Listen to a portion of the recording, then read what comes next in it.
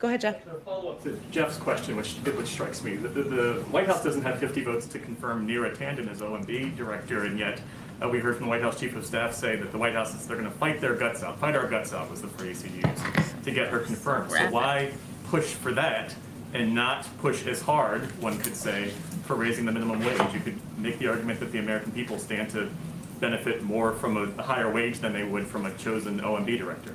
Well, I think that's mixing a few things kind of irresponsibly, if I'm just being totally honest. Okay, so how are you being honest in this claim that it's irresponsible? This is definitely like trying to use trying to signal the irresponsible media narrative and like throw Trump in there. Maybe yes. So it's an obfuscation. What is being described is completely accurate. The language that has been applied to how invested the Biden administration is in securing Neera Tanden as OMB director is much more committed than the mealy-mouthed dreck that has been applied in the context of a $15 minimum wage, which would obviously benefit not just more people, just people, because Neera Tanden being OMB director benefits nobody other than Neera Tanden. Right. Like, probably harms people. Literally nobody. Yeah. Exactly.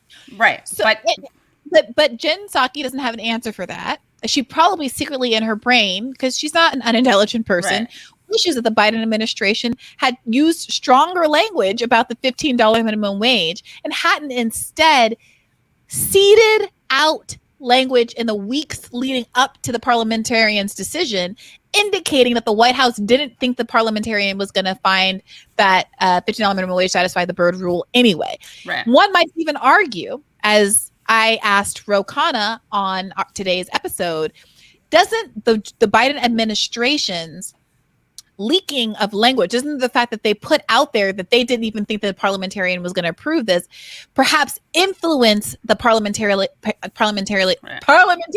unduly? And might it be the case that they even wanted to push the parliamentarian into making a decision that would provide the Biden campaign cover for not passing the $15 minimum wage, which is one of the core progressive principles that they campaigned on, one of the core issues that all of the progressives that sheep-herded Democrat Bernie supporters into voting for Joe Biden pointed to as the reason why Biden would be a net benefit for them and worth voting for.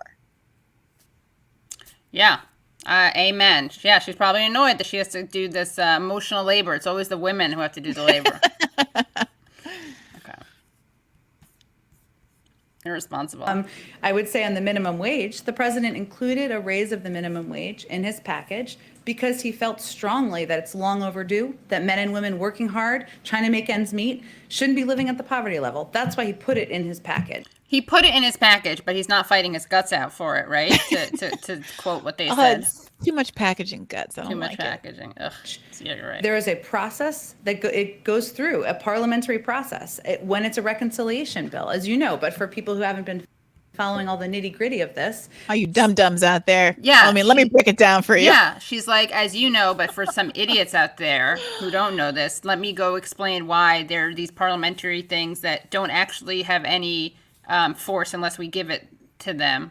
And if we didn't, they could be fired. They could be ignored. You know, like, I just want a wonk to be up in there and be like, actually, no, it's not complicated. And actually, if you look to what George W. Bush did when he fired the parliamentarian, or in this case, when they ignored it for the Arctic drilling, blah, blah, blah. So well, that's why you need the third person in the galley in there. I know. To be ready. And they should let David Sirota or David Dayen in the galley. Yeah. Or Matt Brunick through the side door. You know. Because it's a budgetary bill. That's why it went through the process. And, again, I would send you to talk to leaders in Congress to see if they have the 50 votes necessary. But regardless. That's not relevant to what they're asking why the question is about why just on a rhetorical level. In part, the question is why on a rhetorical level are you not being as aggressive about fight for 15 or the minimum wage as you are about an OMB nom? Yes, and the 50 vote issue is the same in either case. Right. Which is why the difference in language matters. The difference in emphasis matters. Besides which, why is she telling this reporter to go out and challenge the defecting Democratic senators to do the right thing? Right. Why isn't Biden using his bully pulpit to say, OMG, it is Joe Manchin and Kristen Sinema that's standing between you and having your salary doubled in the middle of the biggest economic crisis of your lifetime? Yeah, that's exactly it. Right. So why is she saying, and I would invite you to ask them out there, like, go do a poll and see if they're the votes? No, I would invite you to go talk to those two senators and ask them why it's more important for them to hold up progress and, and whatever. I don't expect her to indict donor class, but something about why they're not doing everything they can to, I hate this. I hate the description. I hate the propaganda dressed up as description. It's like, it's actually a decision that they're making, and there's a value judgment that they're making, and they're pretending that they're just calling balls and strikes, and they're just saying it like it is, when obviously something that goes into all of these calculations is the language used by. Yeah. And to your point about dressing up, Katie, I think that it is uncomfortable, and it is at times alienating to a certain audience. But we're at a moment where we have to start calling it as it is, calling a spade and saying what it is, which is that Joe Biden doesn't want to do this. And the reason is fundamentally corruption. There are interests that he is more committed to than the people who got him elected. And if reporters aren't saying it or asking about it, if Democratic Congress people aren't saying it or asking about it, then I don't have a lot of patience for people who are like, I really wish he would do something differently. Right. I really wish Joe Biden would behave differently. You wishing and hoping, isn't it? Right. What needs to be done is heightening the contrast. Right. And so that's why when I saw Kshama Swant of Seattle, who we also interviewed in the podcast, and she just is amazing, an inspiration, I'm in the process. Here's a scoop. I'm in the process of interviewing for Socialist Alternative. They don't just let you in. You have to do like an interview process. But didn't she just leave them and go to DSA? No, she's not leaving them. She's joining both. And I will be a member of both DSA and Socialist Alternative if they let me in. Yeah. I'll ask her to be a reference. You guys made it to 1,000, by the way. Hurrah. Yeah.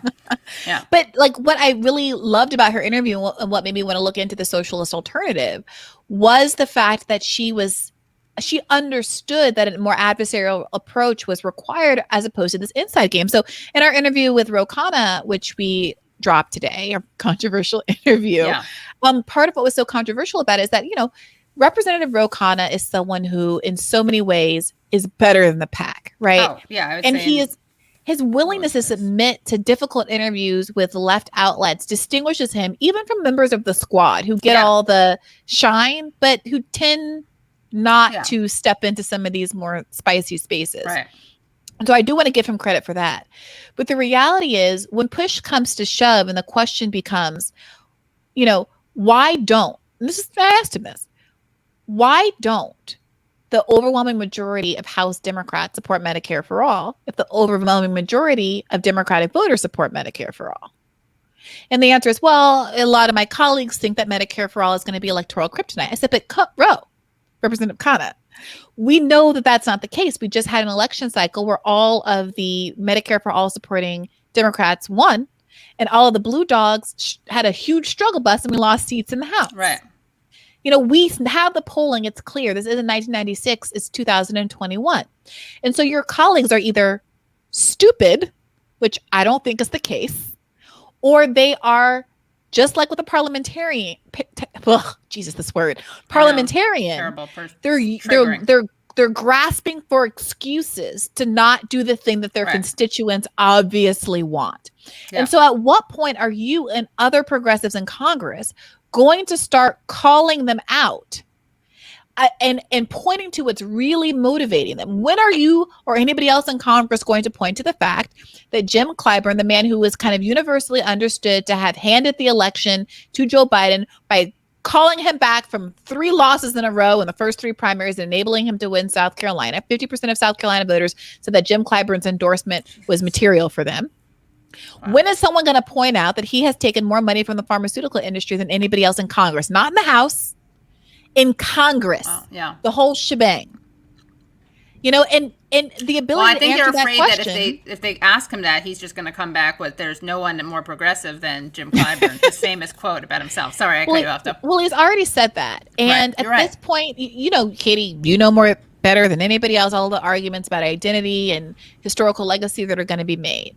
But there are a lot of people who are diverse in the House now, and there are even a handful of people who have a similar claim to historical civil rights legacy and who are progressive. Let's see what happens if you tee up that conversation and what Barbara Lee says. Let's just see what happens. Yeah, they should do that. That's a good idea. Barbara, you ready for it? Get ready.